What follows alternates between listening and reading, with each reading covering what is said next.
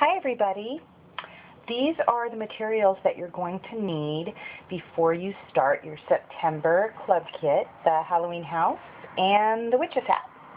The first thing I want you guys to get is Novacon blackening patina. You can get it at any stained glass supply store, or you can go online to glasssupplies.etsy.com.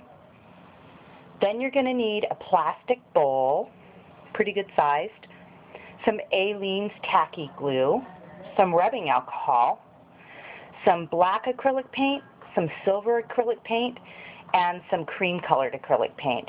Then I want you to get a good medium-sized strong clamp, some E6000 glue in clear, some rubber gloves, and some soft cotton cloths. And once you have all those things, we'll be ready to start. Hi everybody. All right, we're ready to get started, and I just wanted to let you know that you should probably put on an old shirt with long sleeves, something that you don't care if it gets ruined, because the Novacon, if even a drop of it gets on your clothes, it's going to ruin them. I should have mentioned that earlier. I apologize. Anyway, what I've done is I've gone ahead and I've poured about 1/4 of an inch to 1/2 inch of the Novacon into my plastic bowl, decent sized plastic bowl. This is about a 9-inch plastic bowl. I get them at the Dollar Tree. They're great because they're disposable to me.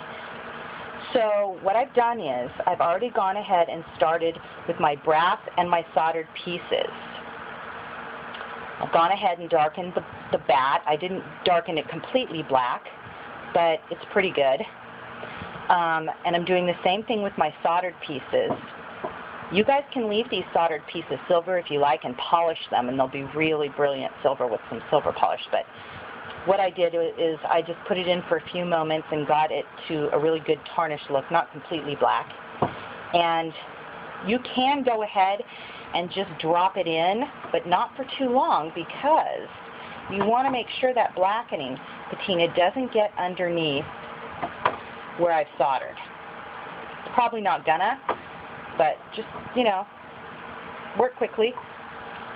I've gone ahead and wipe it off immediately.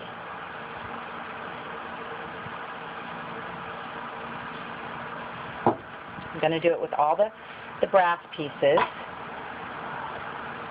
just until you get the color you like. I've also found that if you're on the coast, it takes a little longer. I live by the beach, so it doesn't always blacken the way that I'd like it to. I'm thinking it's because of the salt air. I could be wrong, but it just doesn't always work for me. All right, so I'm going to dry them all off. I'm going to do this to all my soldered pieces and all my brass pieces, and as well as the hat, the witch's hat. The rim is soldered. You can either shine that rim up, or you can use a brush and you can blacken it and wipe it off immediately. That's your choice. So anyway, when you guys have done all of your pieces and blacken them to your liking, dry them off really well, set them down on a paper towel or an old rag. Once that's all done, then we're going to come back and I'll show you the next step.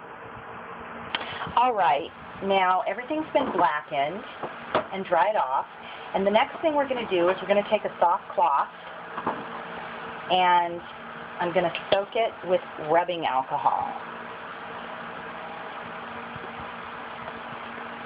I'm going to continuously put more on. And what I'm going to do is I'm going to go to each of my pieces and I'm going to clean over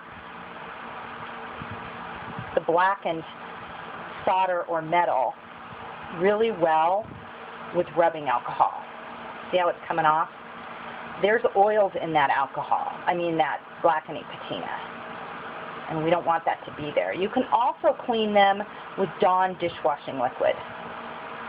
I just like to use rubbing alcohol right now, but because I think it works a little bit better drying it out. Especially the back parts. You want any part that's blackened that's going to be glued with E6000, you want to make sure you really get the oils out of the blackening patina, because it will interfere with the adhesion of the E6000 glue. So we're going to do that to all the pieces, including the hat. And don't worry if the alcohol gets on the edges of the hat, because it's going to dry up. I mean, the paper. It's going to dry out, so don't worry about that. And once those are all dry and they've all been cleaned with alcohol, we're going to come back. Okay, my friends, everything's been blackened. The hat dried out. All our pieces are blackened now. The next step I want you to do, if you want to, you don't have to do this.